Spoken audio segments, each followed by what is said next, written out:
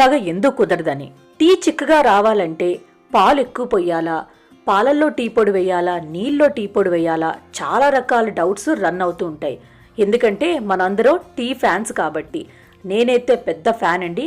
రోజుకి 5 సార్లు టీ తాగుతాను. సో ఈ రోజు వీడియోలో మీకు నేను పర్ఫెక్ట్ మసాలా టీ చేసి చూపిస్తాను. ఎప్పుడు చేసినా మీకు ఒకే టేస్ట్ కుదురుతుంది.